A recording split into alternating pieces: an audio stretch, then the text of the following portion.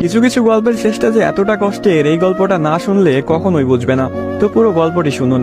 একটি 19 বছর বয়সী মেয়ে তার প্রেমিকের কাছে গিয়ে বলে, আমার 20তম জন্মদিনে তুমি আমাকে কি উপহার দিবে? ছেলেটি মুচকি হেসে বলল, এখনো তো অনেক সময় আছে, আর সময় হলে তুমি তোমার জন্মদিনের উপহার পেয়ে যাবে। বেশ কিছুদিন যাওয়ার পর একদিন হঠাৎ করে এই মেয়েটি অজ্ঞান হয়ে যায়। বাসার সবাই বেশ অস্থির হয়ে যায়, কিছুই বুঝে উঠতে পারছিল না কেউ কি হয়েছে মেয়েটার। তারপর সবাই মিলে তাকে হাসপাতালে নিয়ে গেল। হাসপাতালের ডাক্তার অনেক পরীক্ষা নিরীক্ষা করার পর তার পরিবারকে জানালো, সাদিয়ার হার্টে একটা ছিদ্র ধরা পড়েছে। এখন যদি খুব তাড়াতাড়ি হার্ট পরিবর্তন না করা হয়, তাহলে হয়তো সাদিয়াকে আর বাঁচানো সম্ভব হবে না। সবাই এই কথাটি শুনে কান্নায় ভেঙে পড়ল। সাদিয়ার মা বাবা কিছুতেই মেনে নিতে পারছিল না। সাদিয়ার প্রেমিক সাকিব তার বিষয়ে ডাক্তারের কাছ থেকে সবকিছু শুনে বলল, এ কিছুতেই হতে দিবে না সে। তারপর সাকিব মেয়েটির রুমে গেল, দেখলো তার ভালোবাসার মানুষটি বিছানায় শুয়ে আছে। সাকিবের কাছে যেতেই মেয়েটি বলল, সাকিব, আমি মনে হয় আর বাঁচবো না।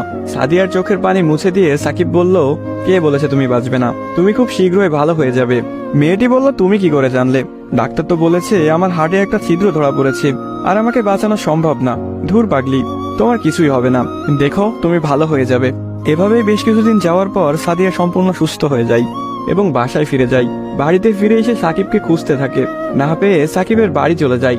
সাকিবের বাড়িতে কেউ নেই। অবশেষে সাকিবের ছোট বোনের দেখা পেল সাদিয়া। কিরে, তোমার ভাই কোথায়? সাকিবের বোন কোনো কথা না বলে হাতের ইশারা করে সাকিবের রুমটা দেখিয়ে বলে উঠল, টেবিলের উপরে আপনার জন্য একটা চিরকুট রাখা আছে। সাদিয়া কথাটি শুনে রুমে গিয়ে চিরকুট হাতে নিয়ে পড়তে শুরু করলো। প্রিয়তমা, আমি জানি যেদিন তুমি এই চিরকুটটি হাতে পাবে সেদিন তুমি সম্পূর্ণ সুস্থ হয়ে যাবে, সবকিছু ঠিক হয়ে যাবে আগের মতো, যেমনটা আমি তোমাকে বলেছিলাম। আমি বলেছিলাম না কিছু হবে না, দেখছো তাই হয়েছে। তুমি আমার কাছে 20তম জন্মদিনের উপহার চেয়েছিলে না? অনেক ভেবেছি, কিন্তু তোমাকে কি উপহার দিব ভেবে পাচ্ছিলাম না। তোমার অসুস্থতার কথা যখন ডাক্তারের কাছ থেকে শুনলাম, যখন বললো একটা হার্ট খুঁজতেছিল, তখন মনে হলো তোমার জন্য এর চাইতে ভালো কোনো উপহার হয় না। আমার হার্টটাই ছিল তোমার জন্য শ্রেষ্ঠ উপহার, যা আমি তোমাকে দিয়ে গেলাম। মন খারাপ করো না, আমি আকাশের ওই উপর থেকে তোমাকে সবসময় দেখব।